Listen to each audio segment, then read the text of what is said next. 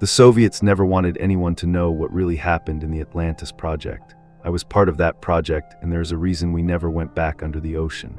I was involved in the Atlantis Project. Among the scientific activities that the Russian government carried out in the mid and late 20th century, underwater exploration was always kept under wraps. Efforts were made to harness renewable energy, recording new species, and of course discovering new ocean ecosystems that could hold the key to the future of human civilization. I was among the first lucky ones to be selected from a group of cosmonauts, pilots, and of course deep-sea experts. My mission was to assist in the development of ocean submarines from the very beginning. My expertise in ocean trench ecology made me the obvious choice. The government, specifically the Medium Machinery Construction Ministry, took results, and more results seriously, whether it was a new species of algae or just that the ditch was deeper than estimated at first. We always had to give a positive reason for the budget to continue funding this project, an ambitious goal with a modest budget, but no matter what, failure was never an option. We were the new frontier of Sovietsky Soyuz, and with that we carried the flag of Soviet power, even if it meant setting up camp in a part of the planet that even sunlight did not reach. I am not allowed to go into too much detail about any of this. In fact, during military training, we were constantly warned about the consequences of talking nonsense, as they call it. I often wondered if the truth was worth sacrificing loyalty to the fatherland, but I felt I owed it to my comrades, although loyalty to Sovietsky Soy was not contagious. I believe that the ministries involved, especially the Nuclear Development Ministry, buried unfavorable research to increase the budget, so with loyalty to the fatherland, I tell the story this to fight corruption in the optical apparatus Liao. I have decided to tell this story. I will not avoid details, and the things I do not tell are due to memory, not choice. As the Russian proverb says, measure 7 times, cut once. Project Atlantis, or Atlantida, was deployed with the goal of establishing a living space on the edge of one of the ocean trenches. These living spaces are called life zones. These are self-sufficient pods that can comfortably accommodate up to 6 people at any given time. Life zones are fixed to the seabed next to ocean trenches. Powerful signal buses continuously transmit important information about water pressure, oxygen levels, and many other parameters to high command. The pride of Project Atlantis is the prototype Cast Life. This is a live zone located on the edge of the Kural Trench, Kamchat, all the way down to the seabed, nearly 8,500 m, and it is only a few meters from the wall of the ocean trench. This trench goes another 10,000 m deep into the abyss. You have never heard of it because you are not allowed to hear. The average machine builder is very proud of the Cask Life. The strength and durability of this marine life vessel relies on volcanic activity from the ocean trenches. Sea water and volcanic eruptions are mined and reused for all operations in the vessel. It is stable and sustainable, and the Soviet 3-man team is expected to report daily to confirm its success. The Cask Life is one of 7 prototypes deployed in the Atlantis Project, although 2 others have been proven successful and stable. The Cask Life utilizes renewable energy from volcanic activity, which makes it special. You will see many books about the failure of living under the sea, but the truth is even more bitter. In the 3 successful tests, we also filled the warehouses with crushed live zones, pressure imbalance, and damage many of the compartments. There are also people warehouses and cemeteries. These are not in any book. My first mission involved the Cask Life. Its automatic parameters seemed to stabilize oxygen levels, core pressure, power. Still, the high command had direct access to the ship's diagnostics, but the reports, the daily conversations with the crew went silent day after day, no news. The 3 in the ship were alive and seemed fine. The carbon dioxide and oxygen levels were in balance naturally. The oxygen levels were unchanged, but in terms of communications, we were completely blind. In other words, we knew there were 3 breathing down there, we knew they were there. Panic was spreading in command, rumors of a spy were starting to appear. An American agent was among the 3 and was turning them against us. But before the paranoia was put out by reason, command immediately ordered a probe mission Cast Life. I was in the group that did this mission. Everything was fine, everything went according to plan until it didn't. My story starts here. If you want to know what happened to my crew, with me, with the cast and its crew, this is the truth. What happened in the depths of the ocean trenches. It was a cold and dark night in Petropavlovsk, westernmost point of Soy. Rain pounded on the steel roof of the algae shipyard, while the North Pacific Ocean kept washing away everything that wasn't tied down on the wooden decks. Rangsil-Kamchatka lies south of Petropavlovsk, and if we moved, it would take more than 2 days to reach the bottom of the sea. Weapons were also brought along in case our theory about the interior was proven correct. I unloaded the luggage from the military transport and walked quickly towards the shipyard. My coats were held high to block the wind and the freezing rain. Me and 2 others were going to use a small submarine for 3 people to make our first contact with Cass life. When I saw my 2 comrades waxing poetic around the ship, I smiled. Mitchell Dosick, I rushed forward and hugged my comrade. "Oh, Sergi, my friend, long time no see." Mitchell hugged me back. "They dragged you into this 2-cask life, what a twist." His voice lowered, perhaps realizing that the information should be kept to a minimum. "No, this is Vlad, you haven't met him, he's in the medical unit." Vladimir looked at Mel when really, I mean Vladimir. "Sorry anyway, this is Sergi." "Vladimir," he pointed at me. I held out my hand and Vladimir shook it tightly. I felt the blood drain from my hand before he let go. Without another word, he climbed heavily down the upper hatch of the ship and started to arrange everything in his own way. As I looked around, I noticed the atmosphere here was extremely lively. Men in dark suits and specialized military vehicles were bustling around the yard. 2 large machines were being inspected inside a large warehouse, although I couldn't see very well. The large doors of the shipyard were open. I noticed very few people, in fact most of the faces here were strangers. Both Mitchell and Vladimir had been briefed before, and after a brief briefing, we walked with Vladimir into our new abode. Vihai, an army officer who seemed to be quite high-ranking, at least judging by the medals glistening on him, the shirt gave a brief of the mission, even shorter. It would take less than 2 days if there were no interruptions to get to Cass life. When we made contact with the crew, we would do medical and technical checks, then leave the next day, a short trip. If there were any injuries, we would take them back with us. If there were no injuries, we would return immediately and command would deal with the insubordination in their own way. I didn't want to think about it. We boarded the medium-sized ship anchored at the quiet edge of the shipyard. Loud voices gave orders, and with a series of noises, virtual, the submarine was lowered by 2 heavy cranes. Mitchell, the chief engineer Kim, the captain of Villa 2, began checking the vitals and diagnosing the marine equipment. The top door was a double-secured steel door with an air chamber for decompression, and when both were sealed, the outside world became deafening to all 3 of us. Green and blue lights illuminated the control panel, creating a erotic algae in the control room. The control panel in the main chamber was connected by a small tunnel, just wide enough to squeeze through, but none of us could stand up straight inside. Sitting next to me in the main chamber was Vladimir, who I had just met, a strangely quiet man, big and muscular, crammed into this ship like a caged animal. No one would believe he was actually a qualified nurse, sorry to say medical professional. Mel didn't take his eyes off the control panel as he shouted out orders. "Vladimir, where is Umpt?" Mel shouted loud. The volume was too much for this ship. "Check if there was anti-X in there, take it out." I didn't know what to expect, but certainly none of us had ever been 8,000 meters under the sea. He laughed. Vladimir didn't say a word, heavily walked towards the medical kit and took out 2 small paper-wrapped sticks. He threw one towards M's head and one towards me, then leaned back in his chair. "Are you saving energy? I think, Sir Serge." Mel turned towards me as we descended, listening for the sound of steel being pressed. "No, this ship may not like water like us." I glanced at Vladimir, who was now almost asleep, and thought, hope it is enough.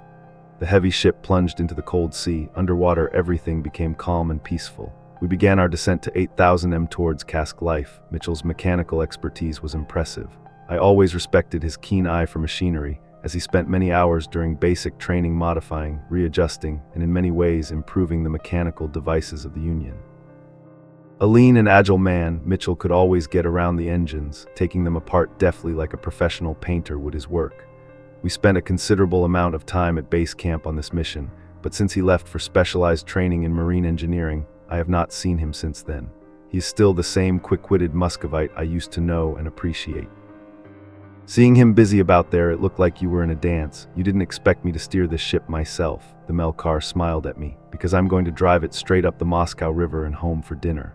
I smiled, as if Joe didn't have enough to worry about you for, and why did they send you to the other side of the Sovsky Soy, and why am I still here? He asked for money. I smiled. Yes, money felt good to see a familiar face again. That brief moment of relief eased my muscles as I leaned back in my chair and reviewed the information provided by High Command. Villa 2 instructions were not a difficult task. The ship had an automatic measuring system, and in addition to slight manual adjustments to level the ship, we were heading straight for Cask Life. Although this ship was of relatively common technology, Mitchell never stopped working. After 7 hours, a slow descent into the darkness of the ocean, Vladimir finally emerged from his hibernation and prepared 3 rations, Army MRE meals ready to eat. It was some kind of compressed canned meat, dry biscuits, and black coffee with sugar, milk, and the standard broth. We had enough food for 3 round trips, a luxury if we really liked the taste. Mitchell sat down next to us, showing his loosened shirt and starting to brush his short black hair with a small comb. Vladimir sat as if his shoulders were trying to hug each other, squeezing his chest and heart. His square face carved from stone looked tough. Although, as I was about to find out in terms of personality, I bet a statue would probably be easier to talk to. Although Mick and I shared many memories and basic training, Vladimir's quiet and unassuming presence was neither a nuisance nor a benefit. He was simply there, something I had been thinking about since I started descending into the ocean. Those machines and those men, who were they, Mitchell, those black suits? I didn't recognize them from command or from training. Mitchell nodded. He understood exactly what I was implying. I had been thinking about that question since we set out. Ministry of Culture and Nuclear Development, Vladimir said. Ministry of Culture, the suits, what do they want from us and why are they so far away from Moscow? I asked. Vladimir glanced at Mel, shrugged his notebook shoulders and went back to his book he was reading, How the Steel Was Tempered. I looked back at my friend Mitchell. What do they want from us? They must have more important things to do. I stopped asking those questions when I realized the answer wasn't worth asking in the first place. He answered coldly and looked down at his meal. I understood what he meant. The question fed suspicion, and suspicion is the fire of mutual insecurity that was inculcated in us since training. However, Sergei, that building, have you seen the construction nearby? 2 new warehouses. I was in Peter Pavlovsk during the specialized training.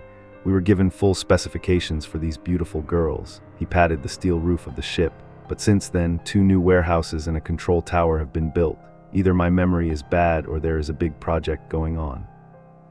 I looked confused. No, this is my first time there. All I saw was a bunch of people moving some pretty heavy equipment in, but it's a dead town, right, Mitchell? FL, I am my name, not Vlad. His eyes were still glued to his book. Yeah, sorry anyway, no, I didn't pay any particular attention. In an unspoken but tacit agreement, we let the question be there, no answer. It's a strange paradox. We are trained to ask questions, consider, plan, and do things like that. We are the best tools of our country, yet we instinctively know when to stop asking certain questions. Interesting, right? Training schedule everything for this. Mel's eyes lit up. I will be awarded the Medal of Honor Yuzov if this mission is successful. They will award you Han Truong Yuzov when they fong. I do the secret, the first letter of the alliance, I said. In a rare moment of true agreement, we all laughed, even Vladimir. It was a brief moment, but I will never forget. We finished our MRA army rations and returned to our duties. As night fell, at least according to the internal indicators that told us it was night, we began to prepare the year. The small window that allowed us to look around Villa 2 gave no information about the outside environment. Only thanks to the sensors and modern technology, we could determine exactly where we were and where we intended to go. The military hammocks that were folded up provided comfort, while soft green and blue lights reflected through the narrow walls, as if the ship was reassuring us that it was healthy and intact. The slow and opaque ocean was a separate universe, an ecosystem and life of its own. We were just explorers, no different. Our space travelers were like space. The ocean was wild and uninhabited. A safe passage, let alone go down to the sadness. Will life under the sea revolutionize our dry civilization? Is it the new world that our society must push to explore? Unlike the brave soldiers of the Soviet Union who fought the Germans. Do we need a group of brave soldiers to take what we need and create what we want? What can we bring back from the ocean as a gift to the Alliance? We don't know. We know that we don't know, but we know that we want to find out. At least we think so. Tomorrow we're going to cast life. The red siren wakes me up. The warning system blares, add everything else. I fall out of the hammock and look over to the cabin. Mikai is in chaos. His glasses slide down his nose as he begins to manually intervene to regain control of Villa 2. I stand up and run to the control panel. Mitchell points at a series of readings on the pressure panel. Cam balance, cam highlights. I quickly understand what's going on. Vaha, there's an inner chamber and an outer one. The separate chamber is like a sphere inside a crane. It will balance itself best if it needs to be adjusted slightly while lowering or raising. In other words, we won't be overturned by the current under the ocean. But what it can't do is rotate the 2 cranes in 2 completely different motions. The windows are all steel to steel, showing the outer sphere is completely out of balance. Villa 2 has slowly turned sideways and the inner sphere is trying its best to stay balanced. If the gears and mechanisms are broken, we will be plunged into darkness. After a few tense minutes, M and I slowly regain control. The red lights stop flashing and the angry orange on the control panel calms down. We readjust the cabin doors and run an automatic survey. Despite some surface damage, Vladimir jumps up, sweat pouring down his face. The giant has woken up. Are they the Americans? He rushes for the Makarov pistol, still dreaming of life. I rushes to hug him, not very successfully, but enough to keep him away from the weapon for the briefest of moments. Then he caught his breath and looked around. He fell back into Mel's hammock and fell silent. Assessing what had just happened, Mel sighed in relief and looked up. The clock, it was breakfast time. From now on we'll be taking shifts. It was stupid to let this happen, Mel said in the direction. Vladimir got out of his bed after the diagnostics showed no major structural damage. Mick started to manually control Villa 2. The estimate showed we would be arriving at Cass Life in the middle of the day at 6 o'clock. I took the documents and started to analyze the backgrounds of the 3 crew members we were about to meet. I didn't recognize the names Boris and Victor, but one name stood out, a Moscow native named Anatoly, a Moscow nuclear engineering specialist. I looked at Mikai. Was that him? A smile broke the tension on Mel's face as he looked over the crew information. Damn Anatoly, yes. He looked at the expertise and previous deployments. Our eyes scanned quickly. Resume. Oh my God, Mitchell, he's gonna hate you when he sees you here. Do you remember basic training? Remember the time you, Alexander, and Povkin put salt in his coffee? I remember it like it's clear. He threw a wrench at Povkin and almost broke his head. It wasn't anger, Sergey. He was ready to kill someone. He didn't talk to us until the special deployment surge when we met him again. What are we gonna say, or pretend we don't know who he is? Can we say that the command said we were sent because someone was hiding in the Cass? Mel burst into tears of laughter, and I burst out laughing. Can we say that we found out he's a relative of Eisenhower, and he has to go back to the command to answer for treason? Soy no. Vladimir X go surge, and I'm just kidding. Vladimir Mitchell, roll your eyes. No, Vladimir, repeat sharp rebuttal, my friend. Please tell me when you'll be promoted to chief speechwriter for the general secretary, okay? I sarcastically. Vladimir's expression didn't change, as if we were just a gust of wind blowing over his head. Anyway, we'll be at the bottom of the ocean soon enough. Let's get ready. It won't be long now, Mikai said. He went back to the console and looked through the large, dark window. Above me, I was rearranging the documents and reviewing the instructions from the Cask command. Life was almost here, and that meant we were about to meet 3 new members of the crew. At least that's what we thought. After a few more hours, the space in the cabin was starting to get cramped. Steel, the only thing protecting us from the brutal force of Mother Nature, seemed to be creating its own pressure. The air was hot, but my body felt cold. One thing they don't prepare you for in these cabins is that your vision is limited by everything close by. Looking out at an open horizon, feeling the vastness of space was such a precious feeling I missed. Still resting and reading as usual, Mel was tired adjusting buttons and panels just to keep myself busy. Serge, I need to talk to you. I don't feel good about this, but you need to know. Mitchell walked towards me, throwing down some sealed files. Read it. If you have any questions, ask me, but I think you'll understand why we're here. I picked up the files, feeling both confused and curious. I looked over at Vladimir. He didn't seem to notice. I knew Mel was serious. I started reading, page after page full of physical diagrams and of course marine research, mostly related to Project Atlantis. Obviously I understood the content and it made sense, but then I started reading about a new project. I read and read without once looking up. After 3 hours of focused reading, I rubbed my eyes and fell back in my chair. This wasn't what I signed up for. The success and ultimate goal of Project Atlantis changed. The Cuban Missile Crisis changed everything. It scared the command once they realized the feasibility of the project. The wheels in our departments began to move. Our propaganda, both past and present, was excellent. We declared that we could not live there. That trying to get there was a waste of resources. We filled magazines with lies about ocean trenches and oceans, just as we filled books with fake physics for moon missions. All this was sent to the West to distract, slow, and confuse their projects, while the capitalists fiddled with our findings. We, in the light of Soviet genius, used our real information and technology to make advances that no capitalist nation would have dreamed of. Although I have always supported the rights of our government and people to resist the aggression of American imperialism, the deployment of nuclear weapons near the Cuban freedom fighters not without risks and rewards in military classrooms all over Russia, Cask Life becomes a military advantage. Our science is mixed with military research. Although not yet operational, a small nuclear reactor has also been installed in the Life Cast. Besides the more noble goal of living underwater as a safe and secure option after a nuclear disaster, there is another military goal. This second goal is to assess the feasibility of establishing a manned nuclear station on the ocean floor, a stable nuclear arsenal with nuclear RAN capability. our scientific curiosity also carries the obligation of military support for a new operation with the mysterious and secret name Jara, which sailors and marine experts call Operation Iron Fist. Turn around and point to the document. Listen this, Surge. Cask Life is the blueprint for a potential nuclear launch base right under the noses of our enemies here. Mitch, give me the diagram of the life cast. Look here. He points to a new section. A new large block is added when the crew survives and sustains itself. The news is transmitted to command that this could be the border new of war campaign. Iron Fist will weaponize these live casts. Mitchell paused as the ship began to shake. As it stabilized, he continued. There were only 2 of the live zones that had nuclear reactors installed. He pointed to a building I had never seen before. His eyes lit up. His voice was filled with excitement. A manned nuclear ran station alone, but ready to assist when needed. We would no longer have to rely on weak treaties with pro-communist Latin American countries. We could place nukes in every ocean trench. Campaign Atlantis and Iron Fist will create a new frontier of war against capitalist aggression. This is history. We will get the Zhang statue when this mission is complete.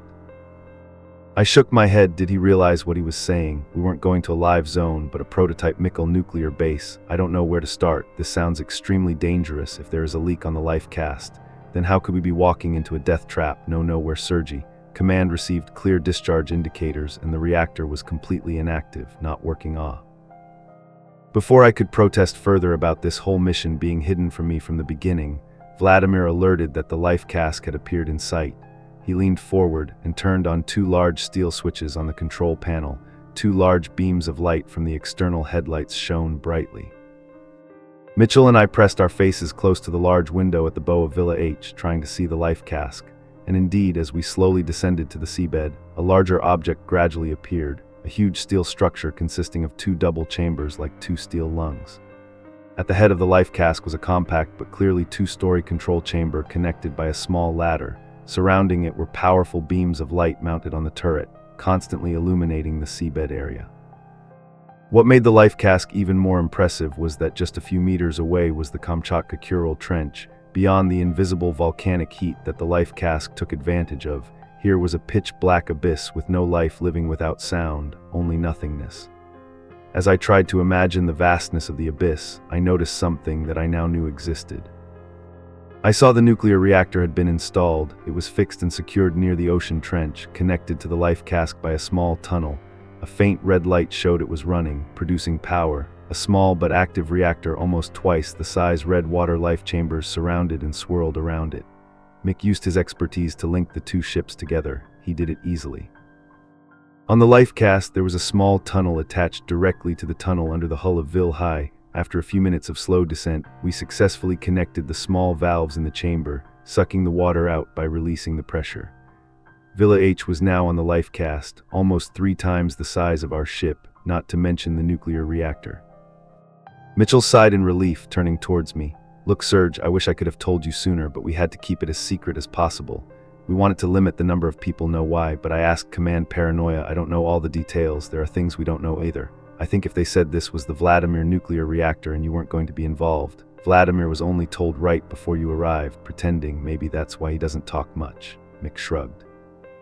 We got our stuff, and when the green lights on the control panel lit up, we knew it was safe to open the hatch. Mickey and Vladimir went ahead. I was still angry at being kept in the dark about the nuclear reactor. I trudged slowly to the hatch. I walked down the steel ladder until finally I jumped onto the cold floor of the cask life, breathed a sigh of relief. I felt the enormity of what we had just done. Maybe in the grand scheme of history, I was part of Soviet history. I turned to face the crew. No doubt they would have as many questions as we did. Standing right in front of me, Mikhail and Vladimir were completely silent. Their eyes were wide with tension. I looked at them both, then straight ahead. Then I realized what was happening. They froze in place. Standing right in front of me were 2 members of the crew, Anatoly and Victor, silent, motionless, smiling. They had been waiting for us. We stood there. It felt like time had stopped. Even though the cast was much larger than Vaha, I still felt like I was trapped in a tight and uncomfortable space. Golden rays of light covered the steel plates, and their domed structure helped distribute the pressure from the outside. Anatoly was a short, stocky man with black hair. His clothes were sloppy and untidy. His skin was pale and sickly looking, but his eyes were the only part that looked alive. Victor stood next to him. His beard was long and his hair was longer than it should have been. His white t-shirt was covered in MC oil. Maybe he had just fixed something. Victor had some light bruises on his neck, but I didn't think much of it. Last, and what surprised me, Vladimir opened his mouth. He pointed at us, the High Command support team. You guys were Victor and Anatoly. He held out his hand. Clearly Vladimir had read the file thoroughly. Anatoly smiled. We were Anatoly and Victor, the support team. He took Vladimir's hand, even though he was short and not very strong, but his grip was as strong as pincers. Vladimir winced when his hand was released. Standing near Anatoly, I wondered why he didn't recognize me or Mel. I decided not to press the question. Maybe it was lucky he had forgotten our annoying jokes from basic training. But still nothing, his face looked absent-minded but relaxed, as if he didn't know anything about us, the mission, or even himself. Yes, this is Vladimir, I am Sergei, and this is Mikai, sent by command. We came because they were worried about you. They said it's been a while since we heard from you, I said. But it seems everything is okay, right? Where is Boris? Anatoly put his finger to his lips, signaling silence. The smile never left his face. He pointed to the second chamber just to our left. He signaled with a cough. Then he gave way and pointed to the control room behind me, nodded, and led past them. We passed the two men and entered the control room. The main room resembled Villa High in that it was connected to the control room via a tunnel. However, our cast life was larger in almost every way. The narrow tunnel of Ville 2 looked like a short hallway in cast life.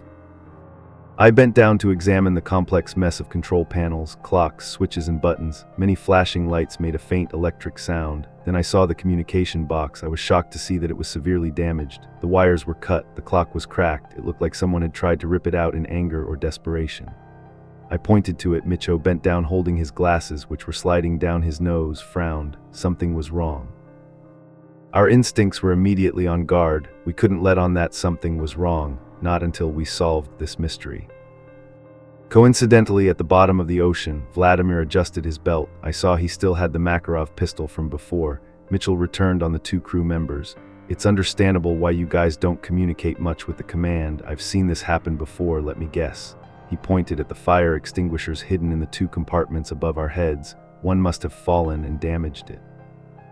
Victor threw his hands up in the air. Anatoly started laughing. He laughed loudly, then suddenly fell silent. His eyes turned into a fixed stare. Whether that confirmed Mitchell's theory or not is unclear. Either way, we know this was intentional, not an accident. The fire extinguishers didn't leave marks like they were torn apart. I know from my studies that isolated and closed environments can make people mentally fatigued. Maybe being down here for too long messed up their ability to interact. Anyway, people like that are the last people who should be near a nuclear reactor. Mitchell took a small electrical system diagram from his pocket and started walking around the main chamber, trying to piece together the electrical structure. He plugged his head into the little green map and started fixing the wires under the broken communication box. Victor pointed to the items around the large table at the back of the ship. A large white plastic table with several small chairs there among the piles of clothes, tools, and magazines. There were a few glasses of clean water. No, I'm not thirsty, thank you, I said. Vladimir, the person standing closest to the table, picked up a small cup and drank. He nodded his thanks and went into the second cabin Anatoly had pointed out not long after. He turned and went straight up the stairs to Villa 2. A few awkward moments of silence, then a large bag fell onto the steel floor with a loud crash. This startled M, banging his head under the control panel. Vladimir went down the stairs, picking up the backpack over the hospital cloth. Vladimir growled as he passed us. Vladimir was the best medic. Let him check Boris right away. I reassured them. I didn't delay following him. Anything was better than standing here looking at each other feet, denying I thought. Boom. Second was the sleeping area, 6 beds, 2 bathrooms. 3 of the beds looked used and one of them was occupied. It was Boris. He was sweating like a shower. His eyes were red, sallow, and pale with blue veins bulging on his neck and forehead. Before I could get to the bed, Vladimir quickly grabbed my hands. He pulled out 2 oxygen masks from the backpack next to him. It seemed like the command was concerned about the possibility of an air leak in the life case. I didn't object as the masks would be a good protection against whatever had infected Boris. Vladimir bent down to check him carefully. He took his vitals and felt his pulse. If I asked, I would probably guess that I could almost hear Boris' heart pounding in his chest. I looked down at Boris, who was now just a broken body. Boris, can you hear me? I patted his arm. Vladimir knelt down, shaking his head in confusion. He stood up, carefully checking Boris' reflexes, but most of them weren't working. Vladimir then took out a small syringe. carefully gave a short injection. Just like that, the Frankenstein monster came back to life. Bor opened his eyes. He looked panicked, but it wasn't because there were two strangers standing around him. It was something else that scared him. You have to take me," he stuttered, "please eyes," but before he could finish, his head fell back on the pillow, his throat convulsed violently, his eyes widened, his veins were red as if they were about to burst. He tried to gasp for air, and Vladimir frantically held him still on the bed. But then, just as quickly as he woke up, Boris calmed down and fell asleep. I looked at Vladimir in disbelief at what had just happened, but before I could say anything, out of the corner of my eye, I saw something. I turned my head to look towards the door of the first chamber. There Victor and Anatoly stood silently. They smiled silently and stared. They didn't seem worried about their comrade's deteriorating condition, nor did they appear surprised. I tried to ask a few direct questions about Boris' condition, but still got nothing. In my helplessness, I decided to let Vladimir handle the medical stuff, since he said he would run some more tests on Boris, while me and Mitchell decided to check the rest of the life case, which meant we had to look at the nuclear reaction. Our mission was still need to be completed. Back to the main hatch, Mitchell did some personal diagnostics in the control room, and except the Cas-Life communication system was still working fine. He was an excellent technician, but even he couldn't save that damaged equipment. We still had the communication system in Villa 2 to use when needed. He signaled to me and squeezed through the connecting tunnel leading to the nuclear reactor room. He called me to follow him through the narrow tunnel. I reached the Mitch. The reactor was an impressive technological advancement, taking up most of the central space of the room. I squeezed through the reactor to the other side of the room. The space here was quite cramped. We really needed the ocean trench. Mick, what to say, the reactor was located right next to the ocean trench. I put my hand on the reactor. The heat was radiating fiercely. It was activated. I read the parameters on the surface. This is not a water reactor, Mitchell, not a nuclear reactor. Yes and no. This is the water-to-water conversion type VER model, but look here. He pointed. The long, thin bars running along the side of it are fitted with the nuclear component. Now only the water part is working. See the control panel behind you. Sergey flips the two red switches and adjusts the dial down to see what level it's working at. The room also has round windows all around the side. The two largest windows is a giant control panel, more advanced than anything I've ever seen. It makes a small sound like a song of machinery. I flips the two switches. The reactor makes a soft sound in sync with the control panel before the green lights on top light up. Then fades the dial. Sergey, I flips a third TC switch, but nothing happens to the reactor. We stand in silence. I quickly realize what I've done. I accidentally flipped the switch instead of adjusting the dial. When I turn back, the light flashes outside. Tell me what the third switch is for. I accidentally turned on the outdoor floodlights. The windows keep providing a view of the world outside the ocean trench. Oh my God, look. I point outside. The ocean trench appears. A part of the huge natural rock walls and a deep black pit below. We could see to the other side of the rock wall. I looked out. I tilted my neck, trying to get a better look. And then I saw it, a beautiful underwater ecosystem. My specialty saw it now. It was overwhelming, a whole underground world. I looked to see how deep the light could go, and then I saw us. I was sure I saw yellow and white eyes on the rock's surface, thousands of eyes like lights in a trench. They moved around the rock in a chaotic manner. Then suddenly they all stopped and turned their heads. They looked straight at us as the headlights got brighter. More eyes reflecting the light until we heard a dark as black as ink in the dark. A screech and a roar went off. The green light came on inside, indicating the emergency generator was active. The screech and roar went off again. Damn, Mitchell, did you see nothing? Eyes or something in the ocean trench? Don't tell me you didn't see anything. He squeezed past me and started resetting the buttons. A few minutes later, the reactor buzzed again and the standard lighting returned. I dimmed the headlights and turned them back on. They were weaker, but still enough to illuminate the stone wall opposite. I looked out the round window. Nothing there, Sergey. Maybe it was just the crystal reflecting the light. Does that happen often? I know crystals. I'm an expert on this, Mel. It's something else. Listen, being locked in these small cells, this whole mission. It affects your mind. You see things you don't always see. Mel put his hand on my shoulder. I pushed his hand away. No. I definitely saw something, Mel. I have a bad feeling about this place. Why didn't Anatoly recognize us? Why are they acting so strange? What's going on with Boris? What's going on with Boris?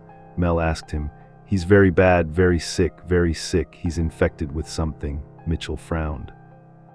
I continued. They were like brain dead. Vladimir and I were with Boris. He was very sick, and yet they didn't react at all, as if they don't even know what happened to him. I know we have to get the injured man back, but I don't want him near our bed. Who knows what he's got, but detox. Maybe he's on drugs, opium. M said. I don't know, but they look like ghosts. I leaned against the steel wall. Whatever, we need to stay calm and collected. Whatever this is, we need to stick together. Mel nodded. Yes, we need to work as a team and figure this out. Then in that moment of determination, I realized I looked into Mel's eyes and I knew he was thinking the same. Damn it, Vladimir. We rushed out of the reactor room and saw Vladimir. He was standing there looking at us and smiling. We packed up the equipment in the nuclear reactor room and ran towards Vladimir. Both were clearly confused. Their Anatoly and Roman 6, the two crew members, were still sitting silently at the end of the table in the main cabin. And Vladimir was standing still, staring at us with a questioning look. His smile disappeared. In its place is the cold, silent look. Vladimir, what's wrong? Em said, trying to catch his breath. He was silent, looking at both of us. Vlad, say something, I said. His face was contorted. I glanced at the Makarov still attached to his belt. He stepped forward, looking straight at us. Vlad, my name is not Vlad. He shook his head in annoyance, packed up his medical equipment, and pushed past us without another word. I let out a sigh of relief. The group almost laughed, looking at the clock. I realized we had been here for almost 5 hours. It was time to eat to keep up our mental stamina. It was important that we drank water and refueled regularly, even if we didn't feel like eating. I suggested to Anatoly and Victor that maybe we should eat together as a team, even though it was the last thing I wanted to do, but we couldn't leave after a few short hours. We had to keep things as smooth as possible. Also, we needed to observe them more to understand what was going on. Obviously, what affected Boris was different from these two. They were calm and composed, while Boris was lying flat in the other room. I tried to act proactive and signaled them to clean up the patient. I saw the MRA ration box in the bedroom. I would bring it out. I said it. I went back to the bedroom and looked down at the food source. I stood there silently, rubbing my eyes in the room with only Boris, now unconscious, for company, but that wasn't much of a companion. At least he was still physically present. I stood there for a few minutes trying to assess the situation before my eyes, but it didn't make sense. Mikai, you come in and help me carry these MRA boxes. I shouted towards the main room. As you walked through the door, I pulled you aside and pointed at the MRA boxes. I whispered, we have a big problem here. Look at these MRA boxes. Count the number of boxes that are still sealed. I held up a sheet of food ration inventory paper. I pointed at the parameters on the paper.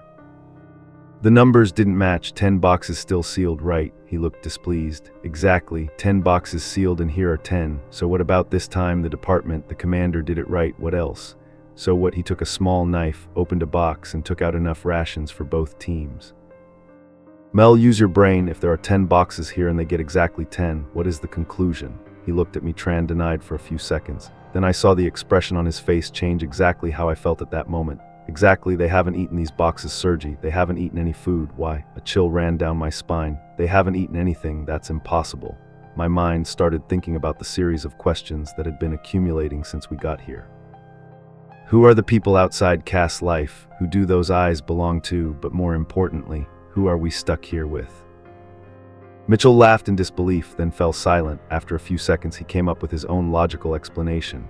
They must be hiding smuggled food or something. No one can live without eating, he said in a whisper. No, this isn't right. Remember the salt joke we did in basic training? Remember how angry he got? Let's try go again. Even if he gets angry, at least that's the least reaction. We'll know he's still the same nagging Anatoly we used to know.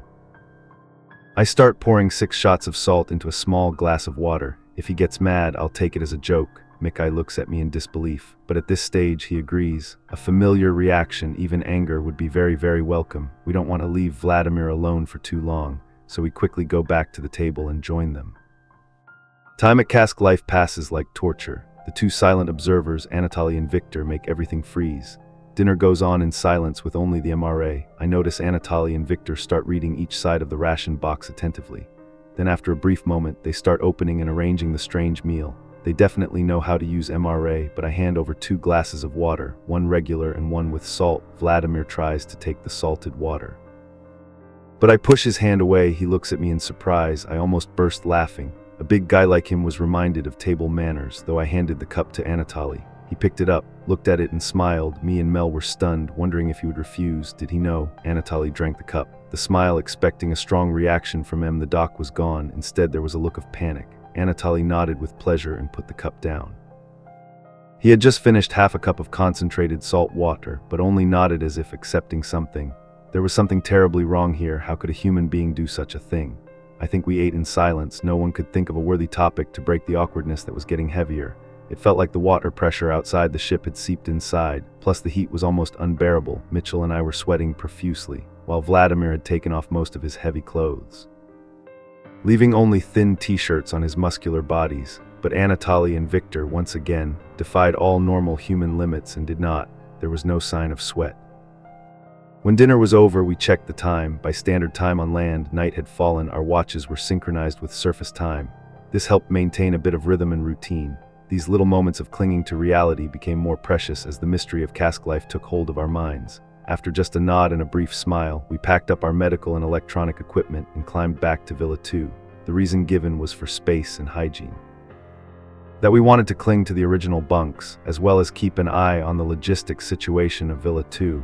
We didn't really care if the explanation made sense or not. What we needed was to create some distance from the other 2 crew members to keep some sanity.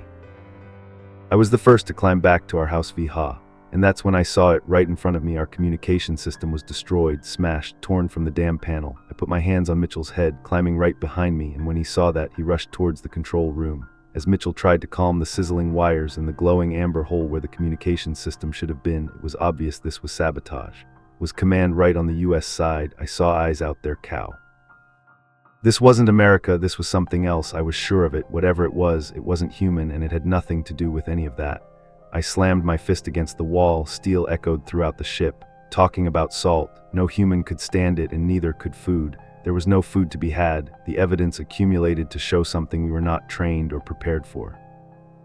Vladimir pulled his gun from his belt and checked the magazine. His voice was hard and determined. He said the only logical thing, we have to get out of here, back to Villa 2. A tense standoff ensued. Vladimir stood in front of the hatch leading back to the life cask, while Mitchell stood next to the main control panel. Vladimir was adamant about retreating immediately, but Mitchell wasn't convinced. Why do you suddenly want to run away right now, Vladimir? Mitchell put his hands on the ceiling towel.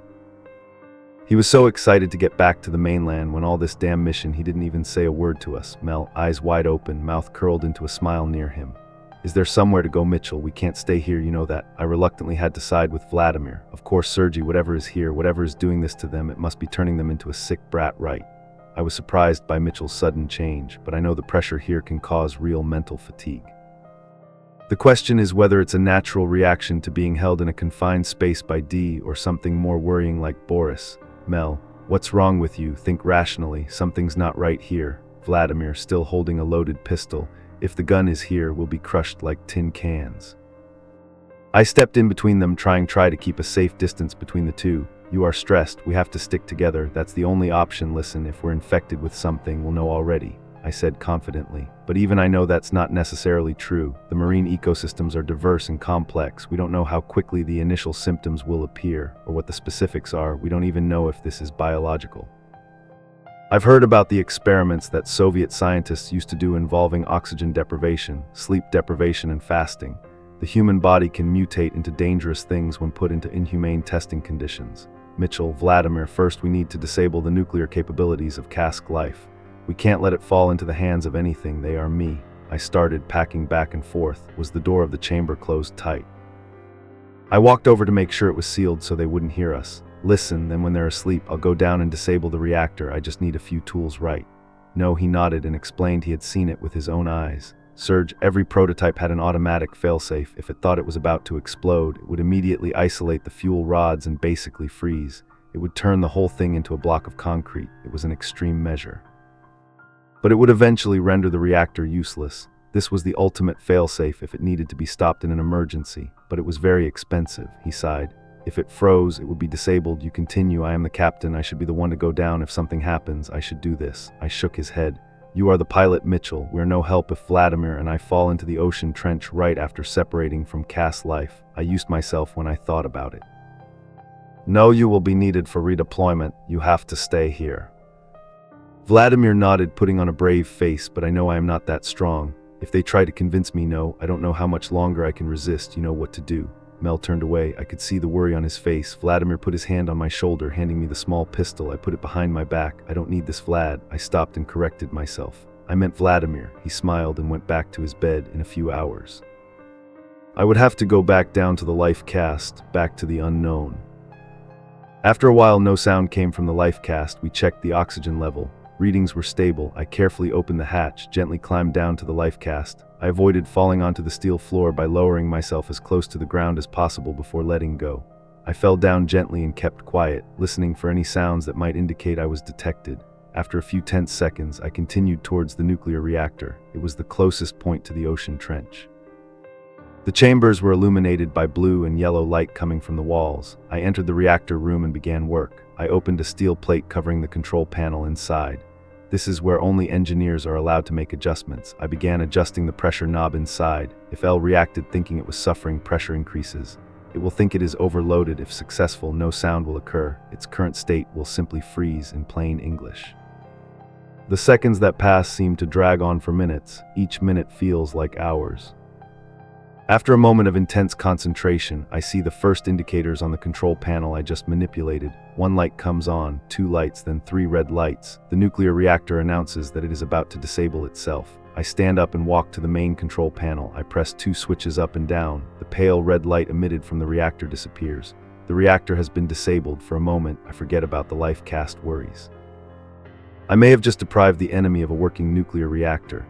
I breathe a sigh of relief and lean back against the wall, taking a deep breath to feel around. As my eyes adjust to the darkness, I look towards the round windows. I almost fall backwards onto the instrument when I see it. I keep quiet, not daring to move. The eyes, 6 huge yellow eyes and shiny black tentacles like eel wrapped around the round window, staring at me. Middle push and squeeze put pressure on the glass out. I quickly gathered my tools and ran out of the tunnel. When I got back to the main chamber, the silence became eerie. I carefully moved towards the ladder again. The eyes, but this time they were human eyes. 3 pairs of golden eyes, Anatoly, Boris, and Victor. They were sitting at the dining table, smiling. They had been there the whole time. Why? I stood up, put my hands behind my back to grab the gun. "We have to leave here immediately," I shouted towards the hatch. The 3 stood up and started walking towards me. Mitchell must have heard me because he quickly climbed down the ladder. "Hand, you have a wrench. Didn't think I would leave so soon, right?"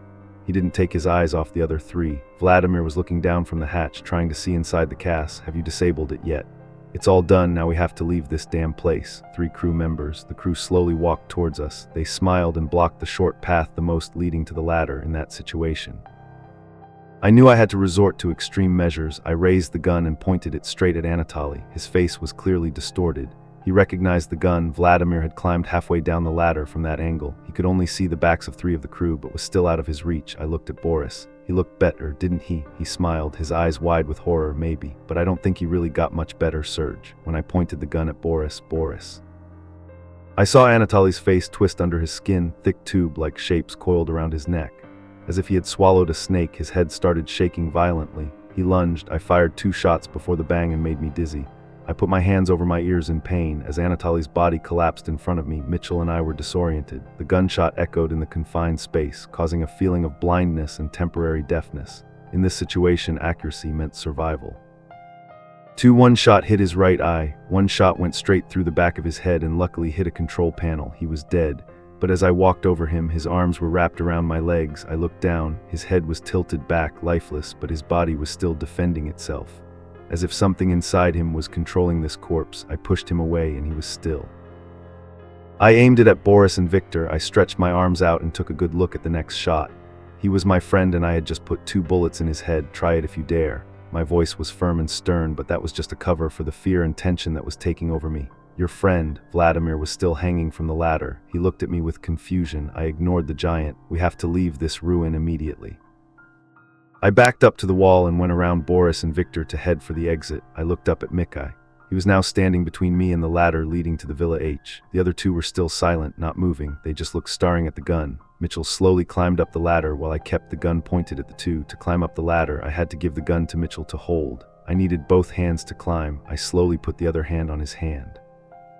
His eyes still didn't leave Boris and Victor, who were also keeping an unblinking gaze towards me. But as soon as I started to give the gun to Mel, that made me temporarily leave my target. Both Boris and Victor immediately rushed forward. Mikkel grabbed the gun from my hand, but before I could adjust the direction, fired a shot. The bullet ricocheted all over Tao. This came out from the 3 steel plates behind Boris' head. The next shot exploded into Victor's chest. Blood splattered everywhere.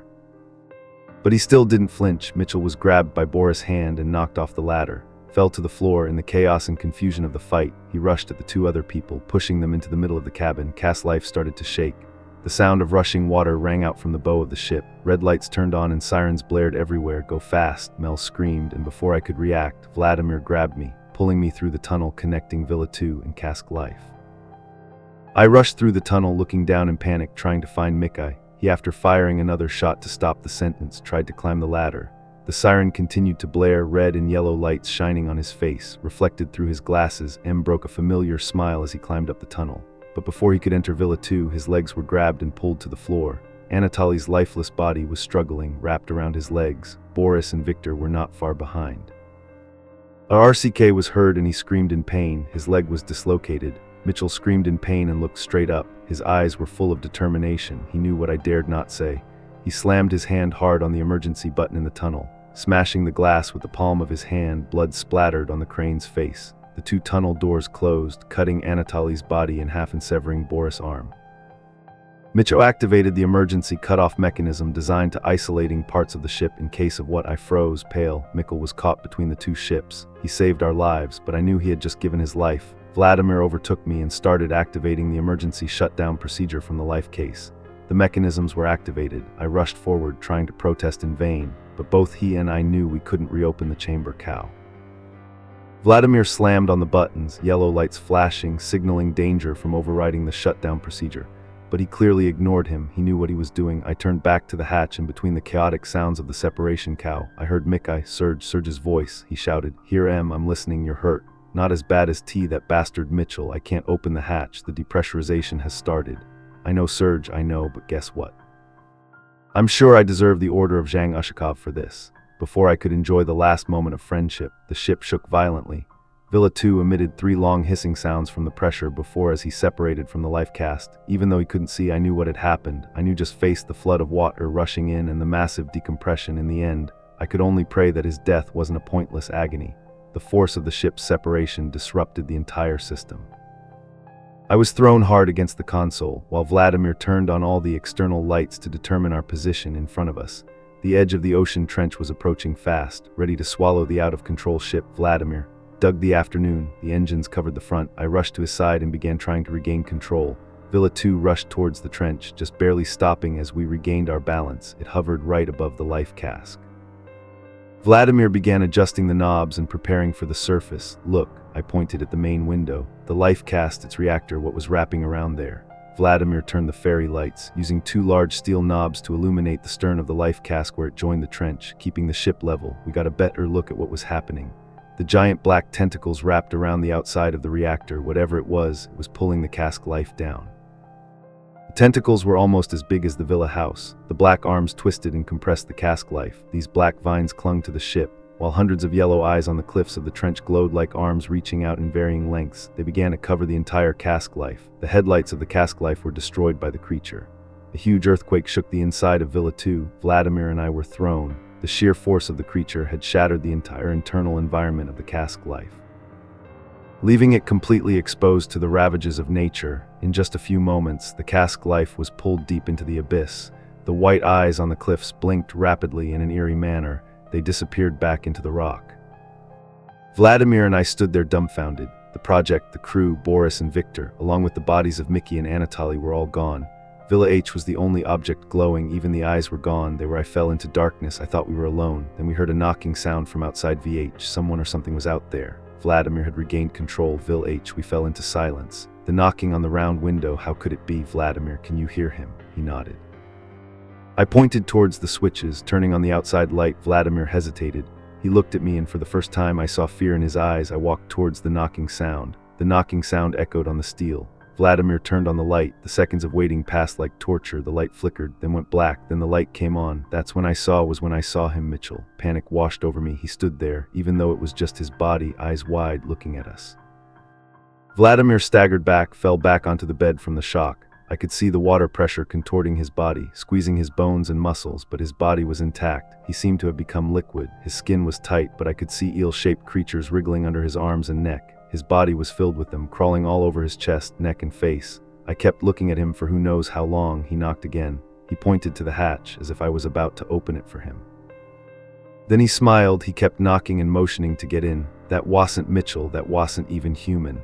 When he realized we weren't about to open the door, his smile turned to a glare and the knocks became heavier. Steel creaked under the pressure from outside.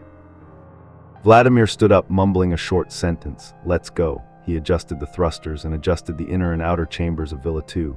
I couldn't take my eyes off my old friend, couldn't do anything to save him. We started our ascent and I lost sight of him. Darkness enveloped the round window. He disappeared. The ocean trench disappeared. The seabed disappeared too. I fell onto the bed in a state of panic. My mind was spinning and the chamber was suffocating me. Sweat rolled down my neck as I tried to breathe. I thought the oxygen levels had dropped drastically and we were going to die. I wasn't never been afraid of closed spaces, but every breath now felt like she was breathing air through a mask, strangling her throat. Each creak of steel made my heart pound in my chest. I froze in panic. Vladimir took my hands. Everything was fine now. Hearing his voice, though cold and emotionless, reassured me. I sat up, holding my head in my hands. Trying to regain my thoughts and calm, the silence fell. Vladimir returned to the control panel, while I reluctantly returned to reality. Long hours passed. Vladimir and I sat in silence. Neither of us slept, although we both tried to fix the main control panel. The communication system still didn't work. Vladimir gave up for quite a while and stayed in bed. I wandered the small space, trying to calculate what to report to command.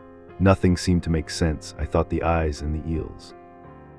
The undead that didn't eat but smiled at you. They didn't fit reality. They knew. How could it be? Even I was starting to doubt my sanity. I could remember every moment, but sometimes I couldn't remember some things. All the information is like a weight on my head. I pack up my tools and electrical equipment, open the storage cabinet dumped. Until now I have never touched the gun case where Vladimir took the first Makarov out of curiosity. I opened it, a Makarov lying there with the cold steel magazine. Its companion saved our lives. We were in cask life. I didn't think much of it, but something was wrong. There was only one Makarov. Obviously there was room for two more. One must have sunk into the sea with Mitchell. I sighed, thinking about that. But what about the second Makarov? Where was it?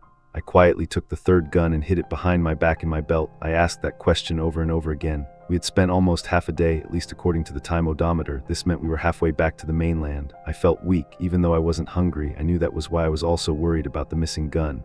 Was Vladimir holding it? Even though he had the cask life, crew didn't seem to understand what a gun was.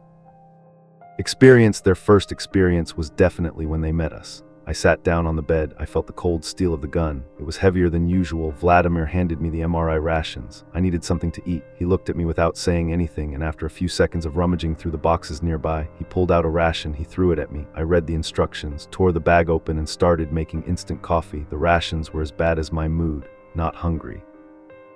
I asked him, shaking his head, "What are we going to tell HQ? The sea creature ate Cass life. They will think we are insane, or worse, they will think we have been corrupted by the USA. They won't believe the truth. We have to think of something more reasonable than the disgusting coffee." I used the little can opener in the MRA to open the box of cookies.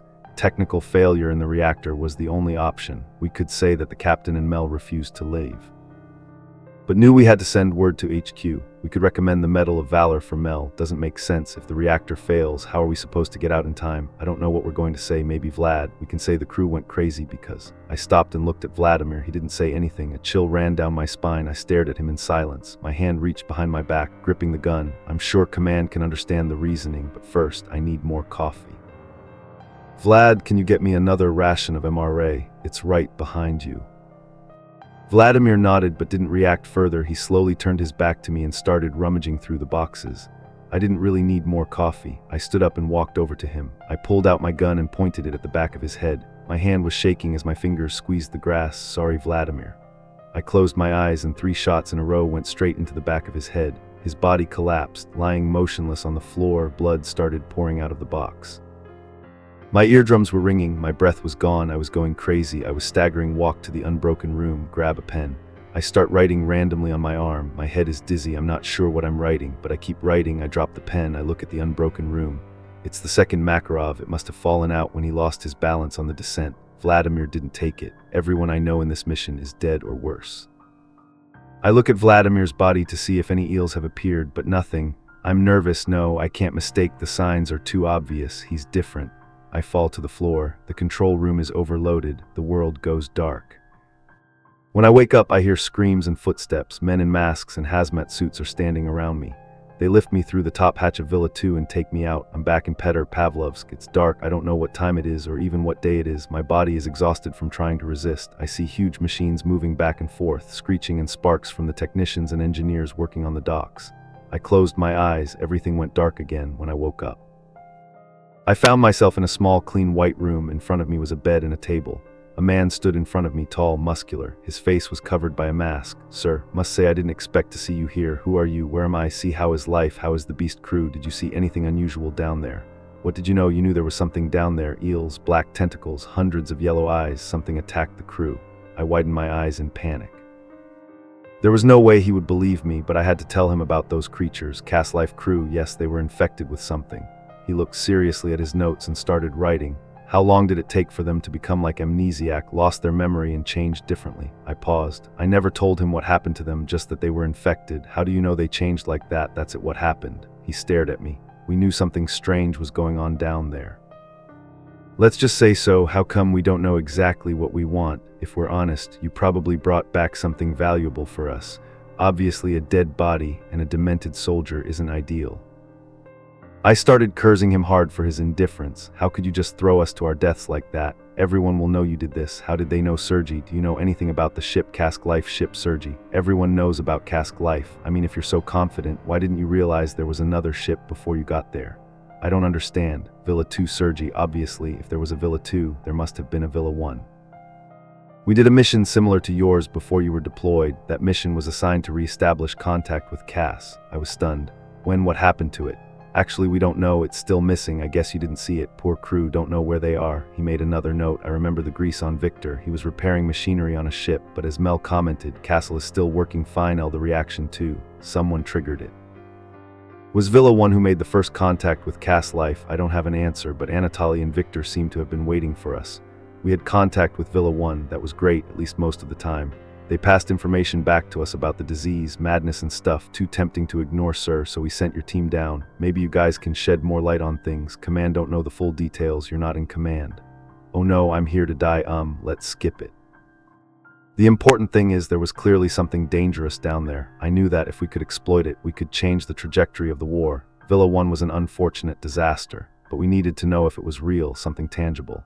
So we sent you guys down to V as high. In the dark, of course, we couldn't have you guys shooting around down there, but surprisingly, you confirmed everything. The eels, the eyes, and this amnesia like brain death.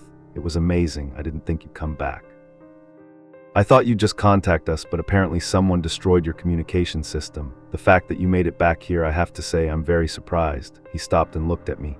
But there was one thing V1 mentioned, another giant creature with tentacles. It was a glowing creature with glowing eyes. He looked at his notes.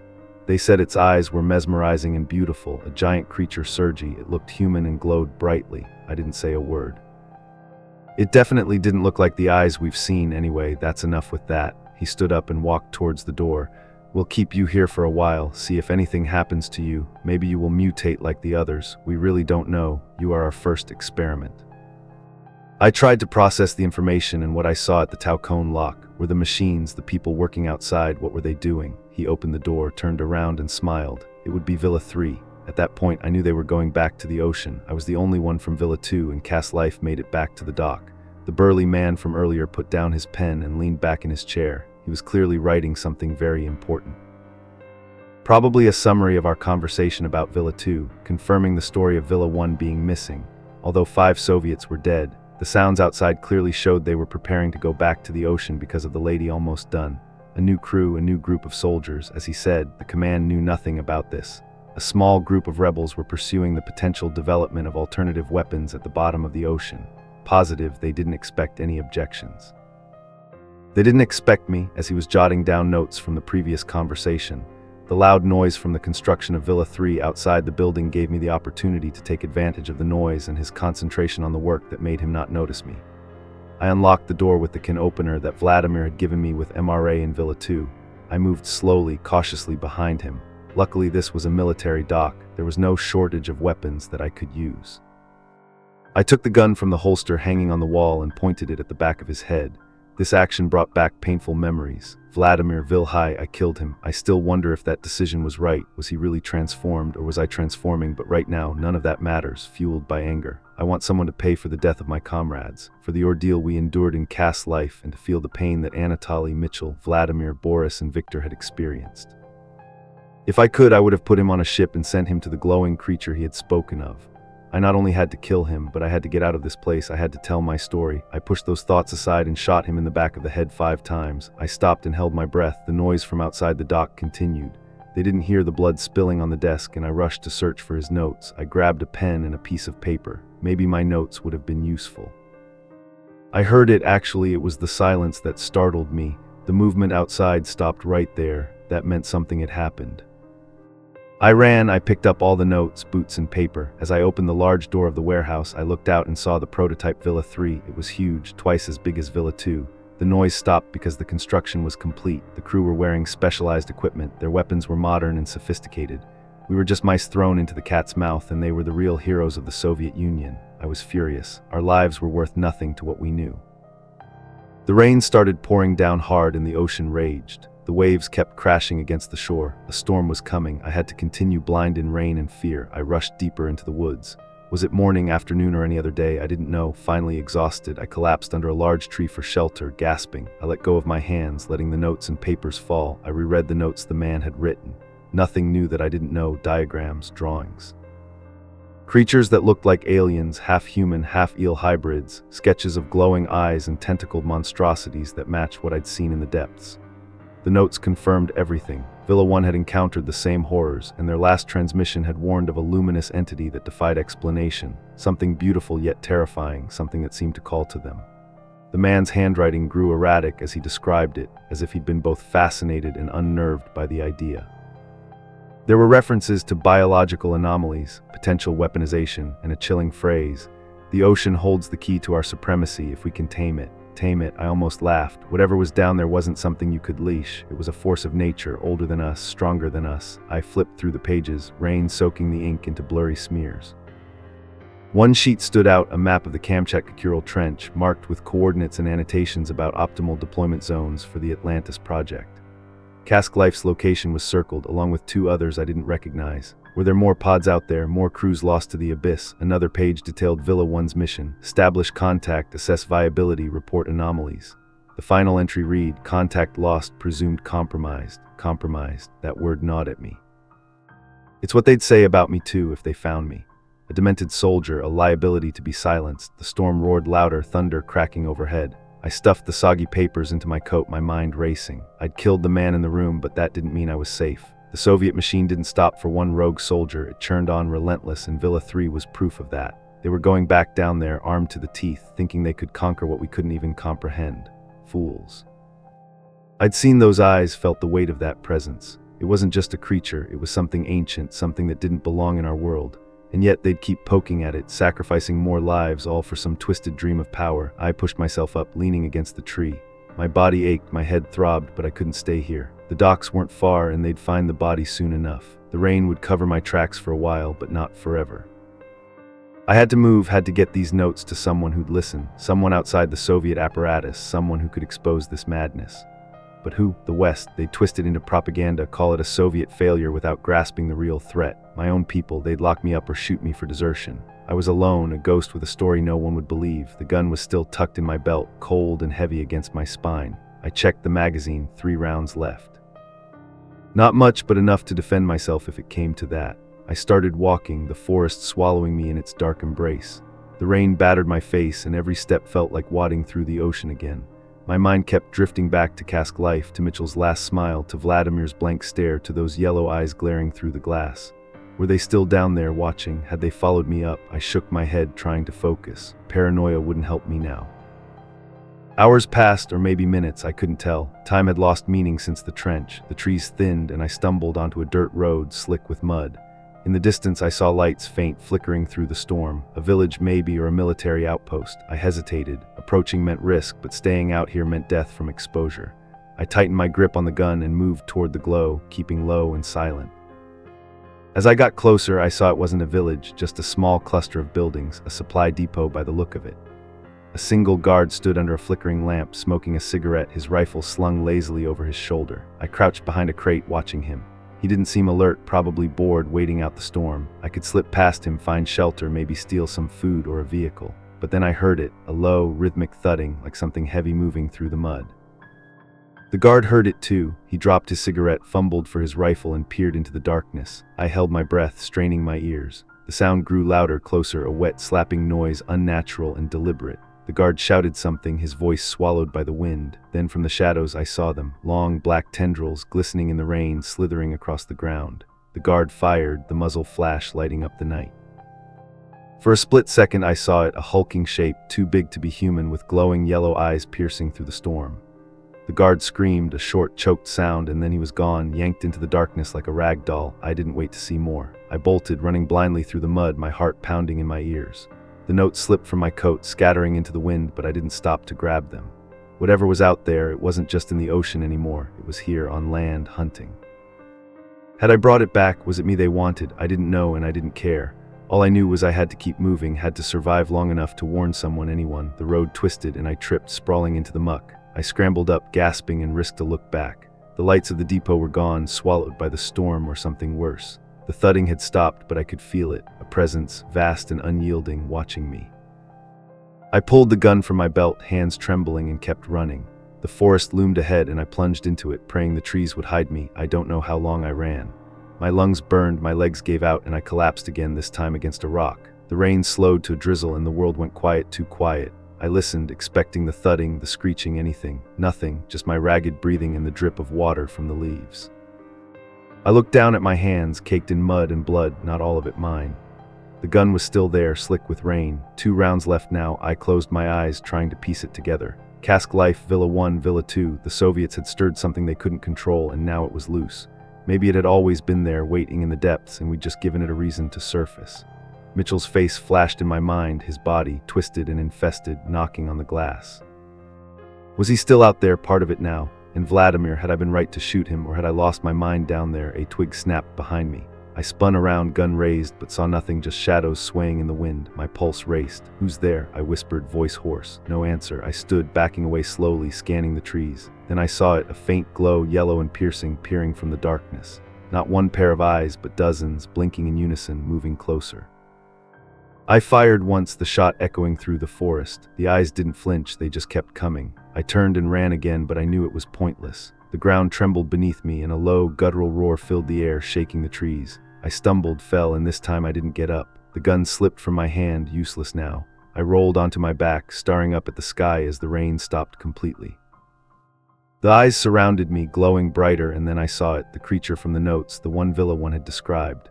It towered over me, humanoid but wrong, its skin shimmering like oil, its limbs too long, its face a mask of light and shadow. Tentacles writhed from its back, coiling in the air. It was beautiful, in a way mesmerizing, just like they'd said. I couldn't look away. It leaned closer, and I felt a strange calm wash over me. My fear melted, replaced by an eerie acceptance. Maybe this was what Mitchell felt, what Vladimir felt, what they all felt in the end. The creature's eyes locked onto mine, and I heard a voice, not with my ears but in my mind. "You brought us up, now you belong to us." I didn't scream, I didn't fight. I just closed my eyes as the darkness took me, wondering if anyone would ever find my story, or if the ocean would keep its secrets forever.